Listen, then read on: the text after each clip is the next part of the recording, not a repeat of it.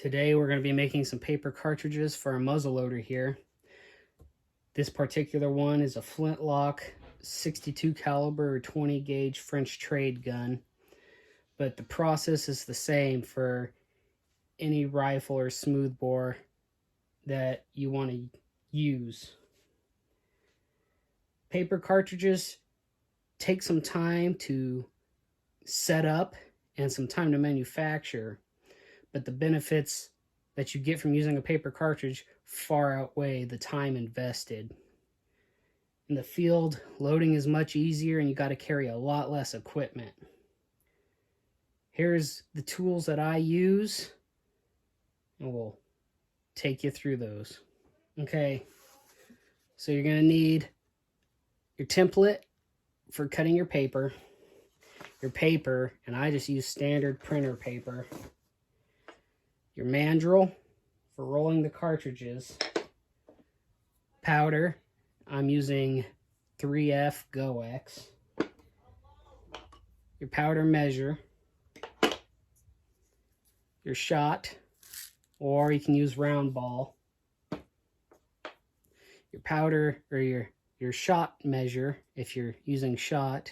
Here is just a 12 gauge 1 ounce load that I cut the top off of. That's what I use to measure out my shot. Pair of pliers, you don't really need these, but I find they come in helpful. Some cotton string, this is 2-pound breaking strength. Pencil for marking out template on your paper, and scissors to cut it out. But you're also going to need to make one of these. This is just a toggle on a string. We're going to use this to choke the cartridge. Basically make a divide in there so we can tie that off and seal one end of the cartridge. Now the template is the most time-consuming thing to make here. I made mine completely from scratch, and how I did that was you start with your mandrel. Okay, this is just a piece of wood doweling, and it should fit inside the bore and have some wiggle room. That wiggle room is to make up for the paper, the thickness of the paper we're going to be wrapping around this. Now how I came up with the measurements for this is the front where the shot's going to be contained. That's this measurement here. I wanted 2 complete wraps around the mandrel.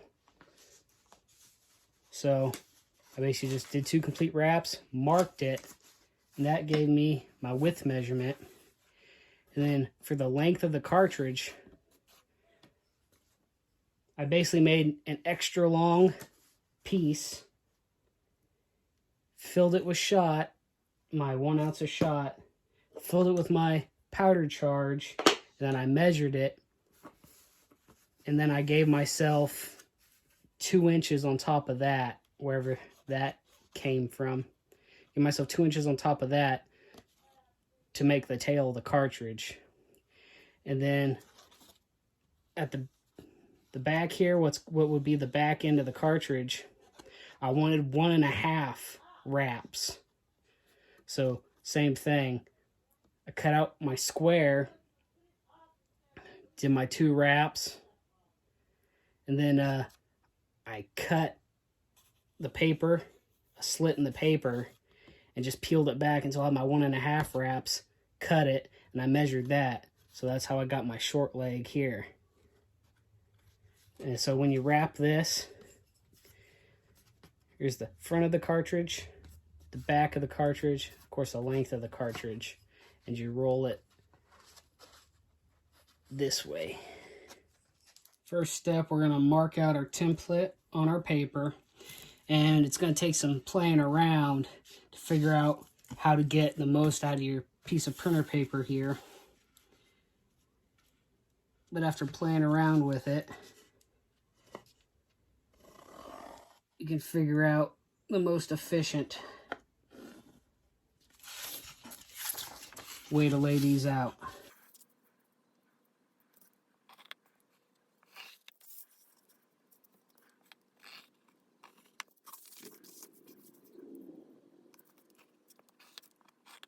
Next, we'll cut it out.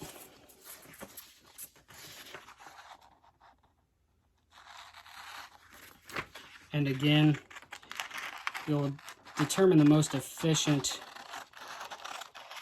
way to cut these after you start making them in production mode.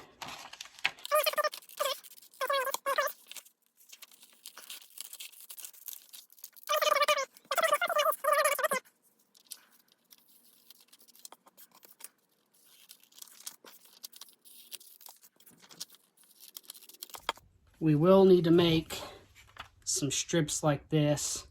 These are about 1.25 inches, 1.5 inches, about 3.5 inches. And we're going to be folding these in half and crumpling them around our finger to separate to put into the tube later to separate the powder from the shot. We're now going to roll our cartridge. Like I said, we want that point away from us. And my mandrel is right around 5/8 of an inch in diameter, so we're going to give about 5/8 of an inch at the end here for choking.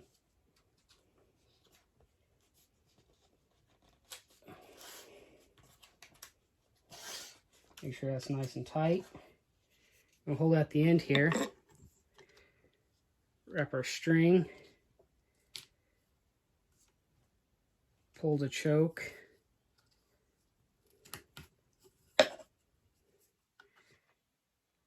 Usually I put my foot on this. I have this on the ground, put my foot on it.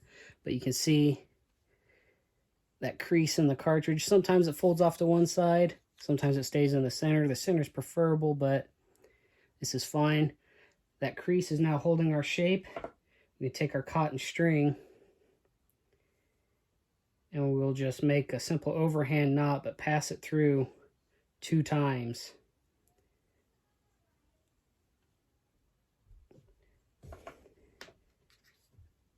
We use this to secure the end of the cartridge shut. This is where our pliers come in handy if you want to make the most of your string.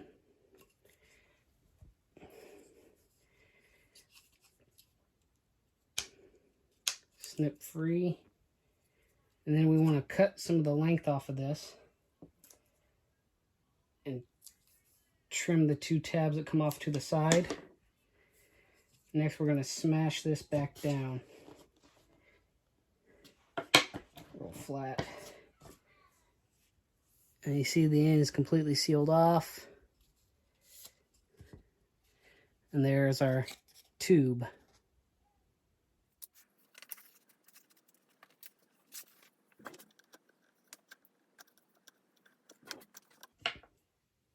Now be careful when you're choking these. You can pull so tight that it'll just split the end of this cartridge off. So a couple small pulls is better than one big one.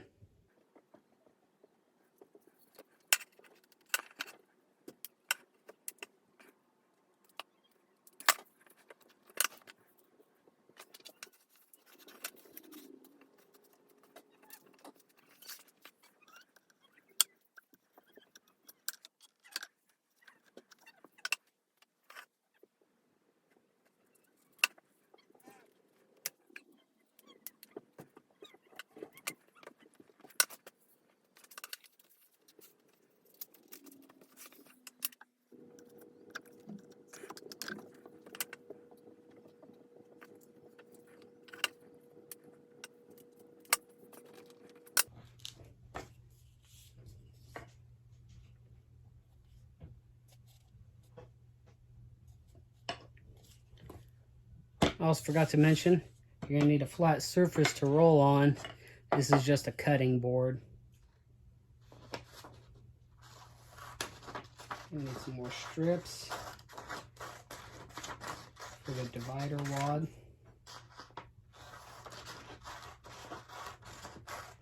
Put it about 1.25 to 1.5 inches.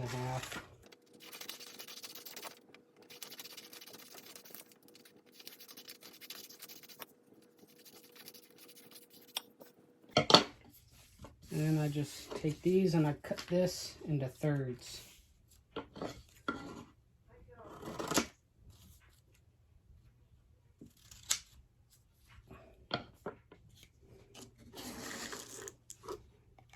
We measure out our shot, and I use 1 ounce of number 6 shot. So I'm going to load up the tube with my shot. Take one of our divider papers, fold it in half. I'm use my pinky finger, put it in the center. I'm going to curl the ends around and then twist in one direction to make sort of a cup.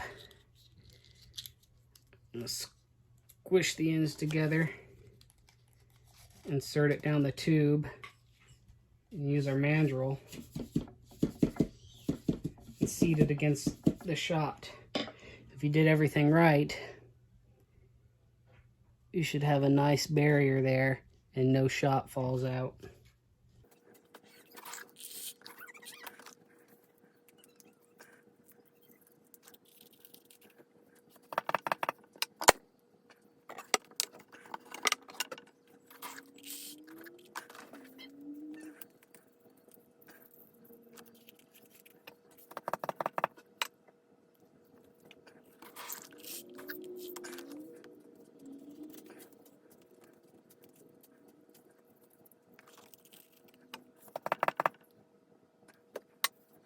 Here's a closer look at the papers, or the dividing wads.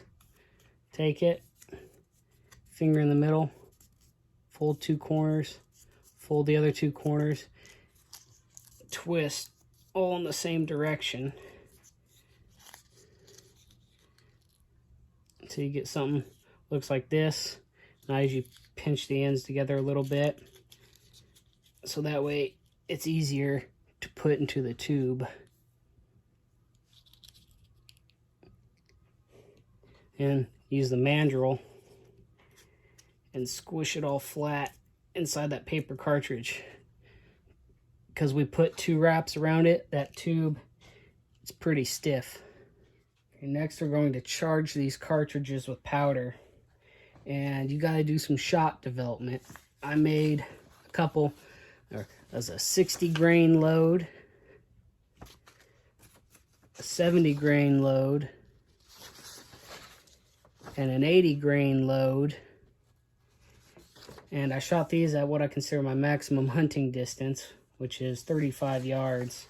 You can see 60 grains does the best. And of course I also shot them at closer ranges to make sure the shot was spraying like I wanted to, and it was. See 70 and 80 grains, even though it's more power technically, it's blowing the pattern apart. I probably said it 3 times this video, but the load I've settled on is 1 ounce of number 6 shot, and I use 70 grains of GOEX 3FG powder, and that gives me 5 grain allowance for priming the pan since it's a flintlock, so I'll get 65 grains of powder. So I'm just going to fill up my measure here.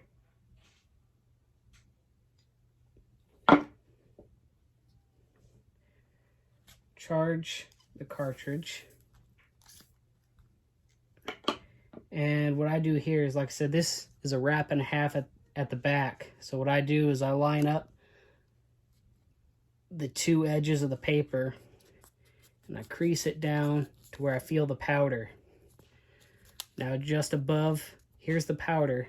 Just above, I'm going to pinch it and fold it back and make these ears.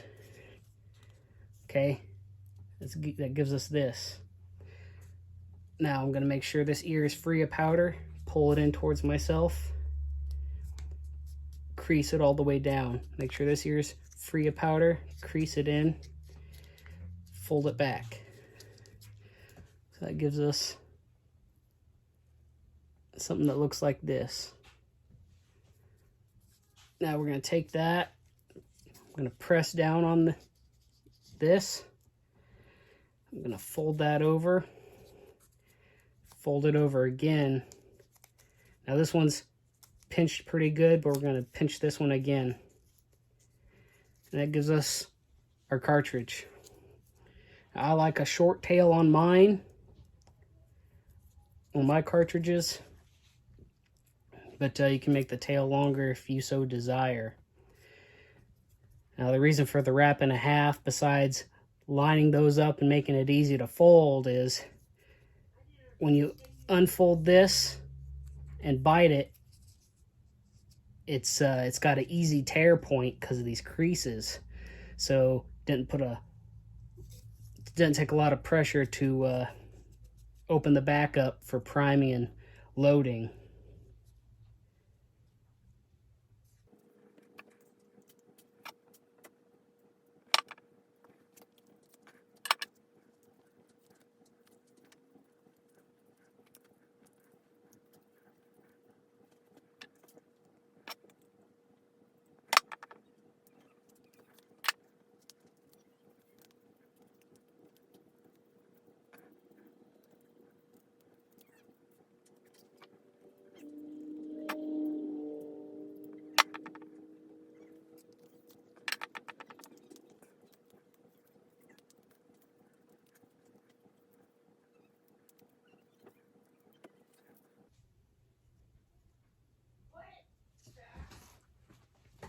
Now the last thing I do is I take a pencil and I write on the cartridge what it is. So we have 1 ounce of shot and 70 grains of powder.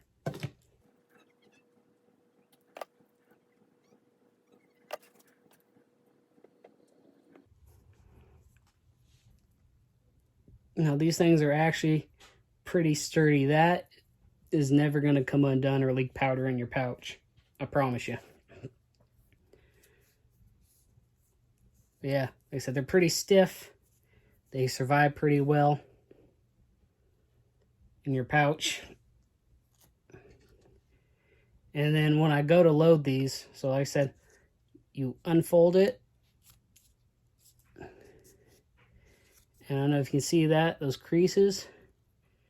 It wants to stay creased, so when you pull on it, it tears really easy along that one edge. So if you pull one way and it doesn't really want to tear, that's your thick side, so pull the other way. Like I said, then I pour some into my pan, close my frizzen, dump the rest down the barrel. And then what I do is I kind of pinch the opened end of the cartridge, give it a little bit of a twist. And then here's the tied in with the shot. That points forward. The end I just twisted goes down the barrel. So when it hits the powder, it crumples up and makes another wad behind the internal wad. So it all goes out the barrel nice and neat. And due to the internal stresses, I don't know what it does, but I only ever find the very top of the cartridge here, and occasionally I'll find the internal wad. But I don't know if it's the friction in the barrel that shreds the side of the paper or what, or the blast or the inertia pushing on the shot pushes it out the front here. But it always separates nice and clean. And you get that.